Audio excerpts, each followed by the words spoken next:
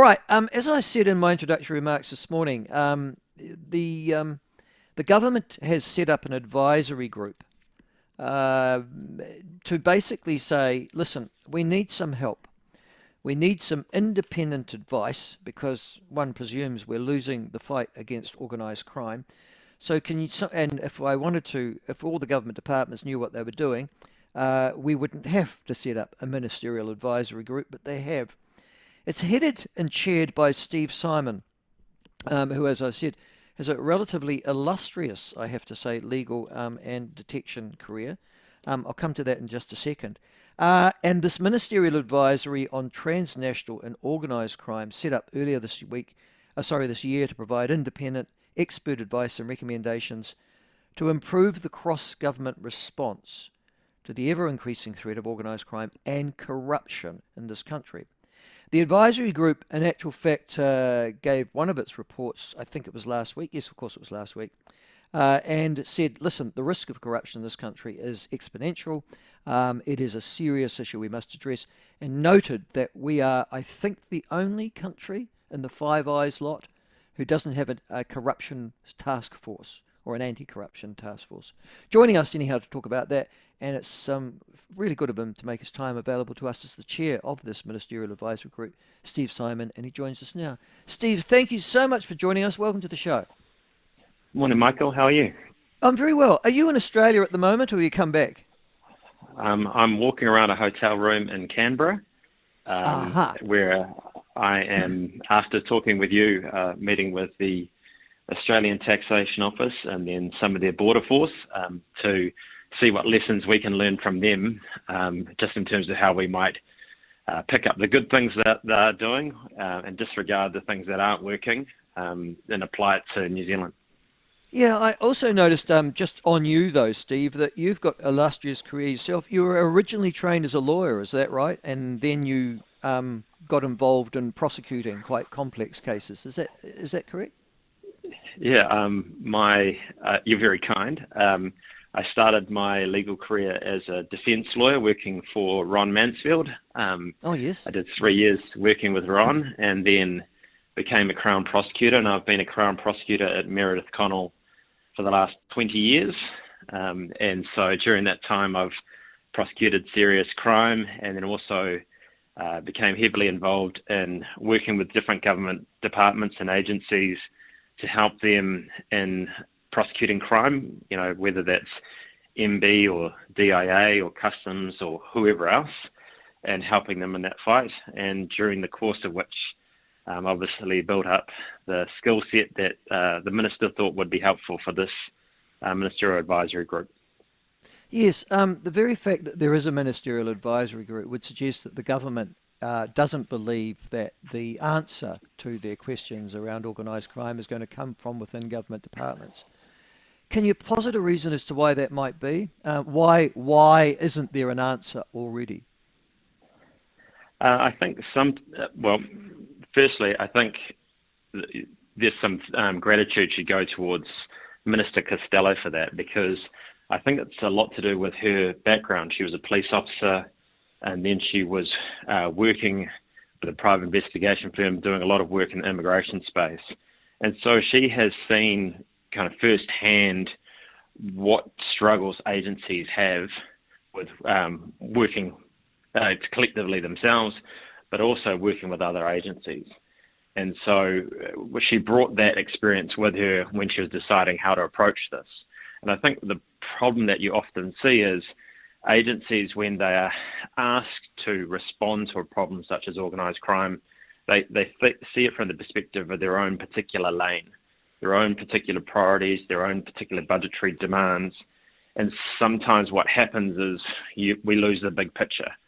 And so the Minister asked this Ministerial Advisory Group to be set up to be independent from that, standing outside that and saying, well, how are we going to deal with this problem, which cuts across all these different ministries? How are we going to deal with that collectively?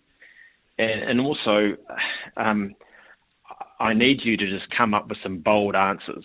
So she doesn't want us just restating the problem and saying it's very hard. She knows that. She wants us to say it's very hard, but here are some solutions. here are things we can actually do to target this problem. Which is why you're obviously in Canberra talking to me at the moment, because you want to see how the Australians are dealing with it. Is there any country that you've looked at so far, Steve, and you're going, those guys, they're onto it? It's no. Sadly, everyone's struggling with organised crime. Australia here, they have a number of the same problems we have. For us, they're a little bit of the ghost of Christmas future. Often we see what happens in organised crime here is it's going to affect New Zealand the same way in about 2 to 3 years' time. Yep. And so there's lessons to be learned there. There's certainly struggles they have here which we don't have. The struggle for them between state and federal police. We have the benefit of one police force, which is doing a good job. We have the benefit of one customs service, which is doing a really good job. But there's lots of lessons in terms of how they work together between the agencies, which are really helpful. And so picking up things from them. We learned some lessons from the UK. We're picking up the bits that are good from the different jurisdictions, but no one's got a complete answer. Sadly, it would be easy. I could just cut and paste. Yeah, that's right. You just come back, grab a country's legislation, off you go. You're right. Yeah. We're going to have to come up with our own. Listen, the other thing, mate, is that you were also talking, your group, about corruption. And I think I know what you mean when you're talking about corruption. You were saying, I think in your report to Minister Costello, that it was relatively easy to corrupt low-paid people. Now, I was just thinking of baggage handlers, for example, at Air New Zealand or something like that, because they are low-paid. But then you mentioned something else in that, and it was familial and cultural connections. Are there particular? Yeah. Is that because? Listen, not to put too fine a point on it, many of those folk come from Maori, but more likely Pacific Island backgrounds, themselves riddled with organised crime at the moment, that there are those family connections, therefore, with people who are engaged in the criminal fraternity. Is that what you're talking about? Yes, to a degree. What we see with organised crime is they're a business. And so they're a business that looks for the greatest chance of doing their business without risk of losing their profit, and the ways they can maximize their profit. And so in some ways, it's a business which isn't discriminatory. They'll take advantage of whoever they can to maximize their profit. And so what we see is them saying, where are the weaknesses in the system? So at a border, where are the weaknesses? Well, the likelihood of us corrupting people who are in customs controlled areas who have access to, baggage, that's an obvious one. Those are people who it's not a high paid industry.